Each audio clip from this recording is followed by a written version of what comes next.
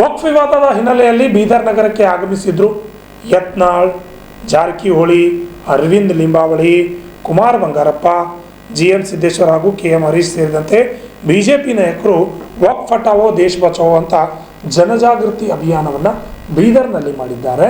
ಅಲ್ಲಿರ್ತಕ್ಕಂತಹ ನರಸಿಂಹ ಝರ್ನಾ ದೇವಸ್ಥಾನಕ್ಕೆ ತೆರಳಿ ವಿಶೇಷ ಪೂಜೆ ಸಲ್ಲಿಸುವುದರ ಮುಖಾಂತರವಾಗಿ ಅಲ್ಲಿ ವಿಶೇಷವಾಗಿ ಪೂಜೆ ಮಾಡಿ ಈ ಒಂದು ಪ್ರತಿಭಟನೆ ಏನು ಅಭಿಯಾನ ಇದೆ ಇದಕ್ಕೆ ಚಾಲನೆಯನ್ನು ನೀಡಿದ್ದಾರೆ. ಅಲ್ಲದೆ ಅಲ್ಲಿರ್ತಕ್ಕಂತಹ ಸ್ಥಳೀಯ ಶಾಸಕರಾಗಲಿ ಮತ್ತು BJP ಜಿಲ್ಲಾಧ್ಯಕ್ಷರಾಗಲಿ ಈ ಒಂದು ಧರಣಿಗೆ ಈ ಒಂದು ಜನಜಾಗೃತಿ ಅಭಿಯಾನಕ್ಕೆ ಬೆಂಬಲ ನೀಡಿಲ್ಲ ಅನ್ನೋದು. ಯಾಕೆಂದರೆ ಇಷ್ಟರಲ್ಲೇ ಗೊತ್ತಾಗುತ್ತೆ ಇಲ್ಲೊಂದು BJPಯಲ್ಲೇ A ಟೀಮ್ ಹಾಗೂ B ಟೀಮ್ ಇದೆ ಅನ್ನೋದು ಮೇಲ್ನೋಟಕ್ಕೆ ಕೇಳಿ ಬರ್ತಾ ಇದೆ ಅಷ್ಟೇ. ನಗರದ ಐತಿಹಾಸಿಕ ದೇವಸ್ಥಾನ ಝರಣಿ ನರಸಿಂಹಸ್ವಾಮಿ ದೇವಸ್ಥಾನದಲ್ಲಿ ವಿಶೇಷ ಪೂಜೆ ಸಲ್ಲಿಸಿದ ಯತ್ನಾಳ್ ನೇತೃತ್ವದ ತಂಡ ನರಸಿಂಹ ಝರ್ನಾ ದೇವಸ್ಥಾನದಲ್ಲಿ ಮಾಜಿ ಸಚಿವ ಅರವಿಂದ್ ಲಿಂಬಾವಳಿ ಹೇಳಿಕೆಯನ್ನು ನೀಡಿದ್ದಾರೆ. ವಕ್ಫ್ ವಿರುದ್ಧ BJP ಹೋರಾಟವನ್ನು ಕೈಗೆತ್ತಿಕೊಂಡಿದೆ. ಈಗಾಗಲೇ ಯತ್ನಾಳ್ ಅವರು ಬಿಜಾಪುರ ಜಿಲ್ಲೆಯಲ್ಲಿ ಅವರ ಗಮನಕ್ಕೆ ಬಂದ ತಕ್ಷಣ ಹೋರಾಟ ಮಾಡಿದ್ರು. ಹೋರಾಟದ ಭಾಗವಾಗಿ ದೊಡ್ಡ ಸಭೆಯಾಯಿತು. ಹಗಲು ರಾತ್ರಿ ಊರು ಹೋರಾಟ ಮಾಡಿದ್ರು. ಕೇಂದ್ರ ಸಚಿವ ಶೋಭಾ ಕರಂದ್ಲಾಜೆ ಭಾಗಿಯಾಗಿದ್ದರು. ವಕ್ಫ್ ಜಾಯಿಂಟ್ ಪಾರ್ಲಿಮೆಂಟರಿ ಬೋರ್ಡ್ ಅಧ್ಯಕ್ಷರು ಕೂಡ ಬಂದು ಮನವಿ ತೆಗೆದುಕೊಂಡು ಹೋಗಿದ್ದಾರೆ ಎಂದು ತಿಳಿಸಿದರು. ಅಲ್ಲದೆ ಬೀದರ್ನಲ್ಲಿ ಈಶ್ವರ್ ಸಿಂಗ್ ಠಾಕೂರ್ ಸ್ಥಳೀಯವಾಗಿ ನಾಯಕತ್ವ ವಹಿಸಿದ್ದಾರೆ. ಅವರು ಸ್ಥಳೀಯವಾಗಿ ಹೋರಾಟ ಮಾಡಿದ್ದಾರೆ. ನಿಮಗೆ ವಕ್ಫ್ ಸಮಸ್ಯೆ ಇದ್ದರೆ ದಯವಿಟ್ಟು ತಿಳಿಸಿ. ಜನರು ಕೂಡಲೇ ಈ ಬಗ್ಗೆ ಎಚ್ಚೆತ್ತುಕೊಳ್ಳಬೇಕು ಎಂದು ಹೇಳಿದರು.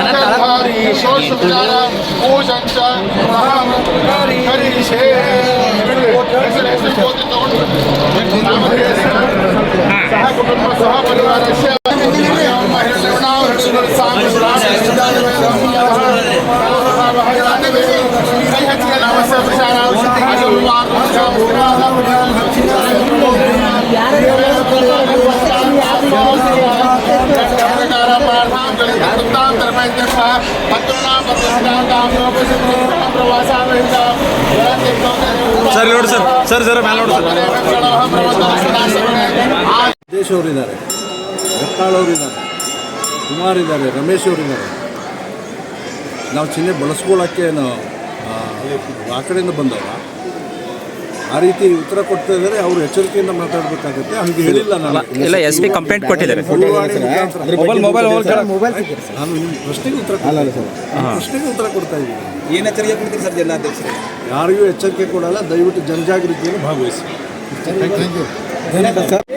ಮೊದಲನೇದಾಗಿ ಸ್ವಾಗತವನ್ನು ಬಯಸ್ತಾ ತಡವಾಗಿ ಬಂದಿದ್ದಕ್ಕೆ ಕ್ಷಮೆಯನ್ನು ಕೇಳ್ತೇನೆ.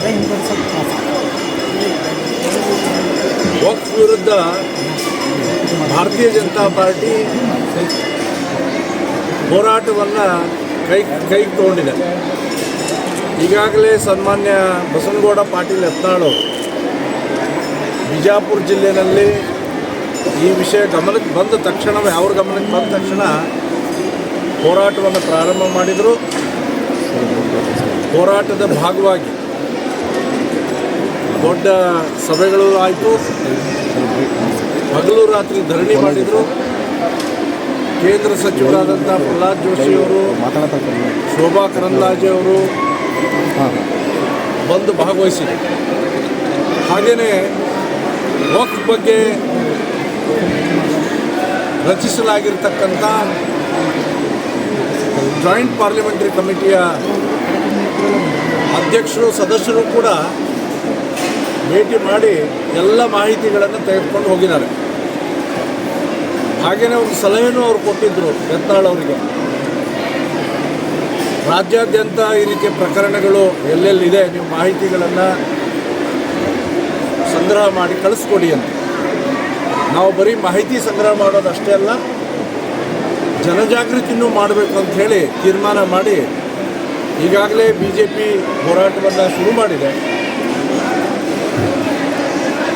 ಹಾಗೆಯೇ ಈಗ 25ನೇ ತಾರೀಕು ಇವತ್ತು ಬೀದರ್ ಜಿಲ್ಲೆಯ 2 ಗ್ರಾಮಗಳಿಗೆ ನಾವು ಹೋಗ್ತಾ ಇದ್ದೀವಿ. ಒಂದು ಧರ್ಮಾಪುರಕ್ಕೆ. ಧರ್ಮಾಪುರದಲ್ಲಿ ಇರ್ತಕ್ಕಂಥ ಇಡೀ ಊರೇ ಹಿಂದೂ ಇರ್ಬೋದು, ಮುಸ್ಲಿಂ ಇರ್ಬೋದು, ದೇವಸ್ಥಾನ ಇರ್ಬೋದು, ಎಲ್ಲವನ್ನು ವಕ್ಫ್ ಅಂತ ದಾಖಲಿಸಿದ್ದಾರೆ. ಹಾಗೆ ಚಟ್ನಳ್ಳಿಗೂ ಕೂಡ ಸಂಜೆ ಭೇಟಿ ಕೊಡ್ತಾ ಇದ್ದೀವಿ. ನಮ್ಮ ವಾರ್ ರೂಮ್ ಮಾಡಿದ ನಂತರ ಎಲ್ಲ ಜಿಲ್ಲೆಗಳ ಮಾಹಿತಿಗಳು ಬರೋಕ್ಕೆ ಪ್ರಾರಂಭ ಆಗಿದೆ. ಜನರಲ್ಲಿ ಜಾಗೃತಿ ಮೂಡಿಸಬೇಕಾಗಿರುವಂಥ ಅವಶ್ಯಕತೆ ಇದೆ.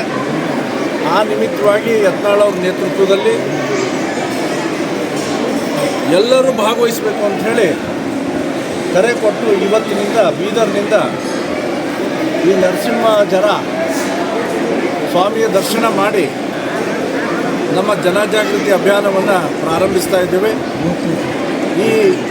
ಈ ಒಂದು ಅಭಿಯಾನದಲ್ಲಿ ಈ ತಂಡದಲ್ಲಿ ಯತ್ನಾಳ್ ಅವ್ರ ನೇತೃತ್ವದಲ್ಲಿ ಸನ್ಮಾನ್ಯ ರಮೇಶ್ ಜಾರಕಿಹೊಳಿ ಇದ್ದಾರೆ, ಸಿದ್ದೇಶ್ ನಮ್ಮ ಹಿರಿಯ ನಾಯಕರಾದಂಥ ಕೇಂದ್ರದ ಮಾಜಿ ಸಚಿವರಾದಂಥ ಸಿದ್ದೇಶ್ ಅವರಿದ್ದಾರೆ, ನಾಯಕರಾದಂಥ ಕುಮಾರ್ ಬಂಗಾರಪ್ಪ ಅವರಿದ್ದಾರೆ, ಶಾಸಕ ಮಿತ್ರರಾದಂಥ ನಾಯಕರಾದಂಥ ಹರೀಶ್ ಅವರಿದ್ದಾರೆ. ಹಾಗೆಯೇ ನಮ್ಮ JDSನ ಮುಖಂಡರಾಗಿರ್ತಕ್ಕಂಥ NR ಸಂತೋಷ್ ಅವರಿದ್ದಾರೆ. ಜಿಲ್ಲೆಯ ಅನೇಕ ಮುಖಂಡರು ನಮ್ಮ ಜೊತೆಗೆ ಸೇರಿದ್ದಾರೆ. ಈ ಜಿಲ್ಲೆಯ ಕೋಆರ್ಡಿನೇಷನನ್ನು ಈಶ್ವರ್ ಸಿಂಗ್ ಠಾಕೂರ್ ಅವರು ಮಾಡ್ತಾ ಇದ್ದಾರೆ. ಈಶ್ವರ್ ಸಿಂಗ್ ಠಾಕೂರ್ ಅವರು ಯಾವ ಸ್ಥಳದಲ್ಲಿ ನಾವು ನಿಂತಿದ್ದೀವಿ ಈ ಸ್ಥಳದ ಬಗ್ಗೆನೂ ಹೋರಾಟ ಮಾಡಿ ಯಾರ ಕೈಗಿದು ತಪ್ಪಿ ಹೋಗಿತ್ತೋ ಮುಸ್ಲಿಮರ ಕೈಗೆ ಅದನ್ನು ವಾಪಸ್ ಇಲ್ಲಿ ನರಸಿಂಹನ ಸ್ಥಾಪನೆ ಮಾಡೋದಕ್ಕೆ ಕಾರಣೀಭೂತರು. ಈ ರೀತಿಯ ದೇಶದ ಕೆಲಸವನ್ನು, ಧರ್ಮದ ಕೆಲಸವನ್ನು ಎಲ್ಲರೂ ಮಾಡಬೇಕು, ಜನಜಾಗೃತಿ ಮೂಡಬೇಕನ್ನೋ ಕಾರಣಕ್ಕಾಗಿ ನಮ್ಮೆಲ್ಲ ನಾಯಕರ ಪರವಾಗಿ ನಾನು ಮನವಿ ಮಾಡ್ತಾ ಇದ್ದೇನೆ. ನಿಮಗೆ ವಕ್ಫಿನ ತೊಂದರೆ ಆಗಿದ್ದರೆ ದಯವಿಟ್ಟು ತಿಳಿಸಿ. ಈಗ ತೊಂದರೆ ಆಗಿಲ್ಲದಿದ್ದರೂ ಮುಂದೆ ತೊಂದರೆ ಆಗುವಂಥ ಸಾಧ್ಯತೆಗಳಿದೆ. ವಕ್ಫ್ ಕಾನೂನು ಹಂಗಿದೆ. ಅದಕ್ಕಾಗಿ ಎಚ್ಚೆತ್ತುಕೊಳ್ಬೇಕು ಜನ ಅನ್ನುವಂಥ ಒಂದು ಜಾಗೃತಿಗೋಸ್ಕರ ನಾವು ಯಾತ್ರೆಯನ್ನು ಪ್ರಾರಂಭಿಸ್ತೀವಿ. Basavaraj Pujari, RJ32 Kannada news, Bidar.